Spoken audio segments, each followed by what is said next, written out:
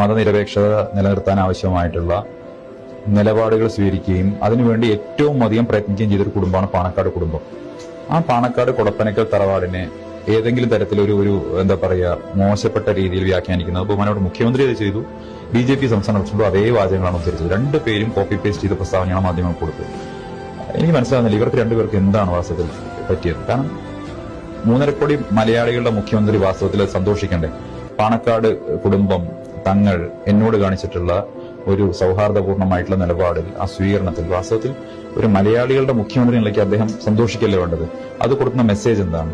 ഒരു സാമൂഹ്യ സമരസതയുടെ, ഒരു സൗഹാർദ്ദത്തിന്റെ, ഒരു മതേതരത്വത്തിന്റെ ഒരു മെസ്സേജ് കൊടുക്കുന്ന ഒരു മീറ്റിങ്ങിനെ എന്തിനാണ് ഇത്ര മോശമാക്കി കാണുന്നത്? പാണക്കാട് തങ്ങൾ കുടുംബം, കുടപ്പനക്കൽ തറവാടും അവർ കേവലം മുസ്ലിം ലീഗ് പാർട്ടിയുടെ ലീഡർ മാത്രമല്ല, അവർ കേരളത്തിലെ വലിയൊരു സമൂഹത്തിന്റെ, ഒരു സൊസൈറ്റിയുടെ ആധ്യാത്മിക ലീഡർഷിപ്പ് കൂടി അവർക്കുണ്ട്.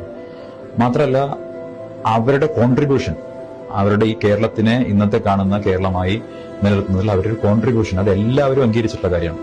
നമ്മൾ പലപ്പോഴും നേരിട്ട് കണ്ടിട്ടുള്ളത്. ഞാൻ ജനിച്ചു വളർന്ന സ്ഥലമാണ് പെരിന്തൽമണ്ണ അങ്ങാടിപ്പുറം.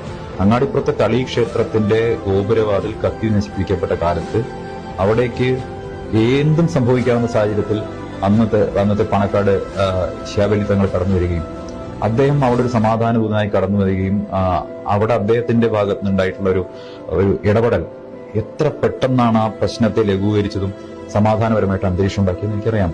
അപ്പൊ അതിനെയൊക്കെ എല്ലാ കാലത്തും എല്ലാവരും അക്നോളജ് ചെയ്തിട്ടുണ്ട്. ഞാൻ അങ്ങോട്ട് പോകാനെടുത്ത തീരുമാനം എന്ന് പറയുന്നത് വളരെ കൃത്യമായിരുന്നു. അവിടെ അദ്ദേഹത്തെ കാണുന്നുള്ള എന്റെ ദീർഘകാലമായിട്ടുള്ള ആഗ്രഹമായിരുന്നു.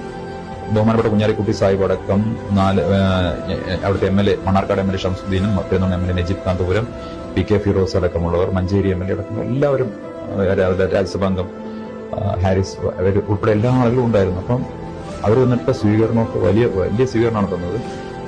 പക്ഷെ നമുക്ക് വലിയ എന്താ പറയുക ആശ്വാസമായിരുന്നു അവരെ പോയി കണ്ട സമയത്ത് അവർ തന്നിട്ടുള്ള പിന്തുണ എന്ന് പറയുന്നത്. പ്രത്യേകിച്ച് ഒരു BJP ഒരാള് കോൺഗ്രസിലേക്ക് വരുന്ന സമയത്ത് മതന്യൂനപക്ഷങ്ങൾക്കിടയിൽ ആശങ്ക ഉണ്ടാക്കാൻ വേണ്ടി CPM ഒക്കെ ശ്രമിക്കും. അപ്പൊ ആ ആശങ്കയ്ക്ക് ഒരു അടിസ്ഥാനവും ഇല്ലെന്ന് എനിക്ക് മനസ്സിലായത് അവിടെ കിട്ടിയിട്ട്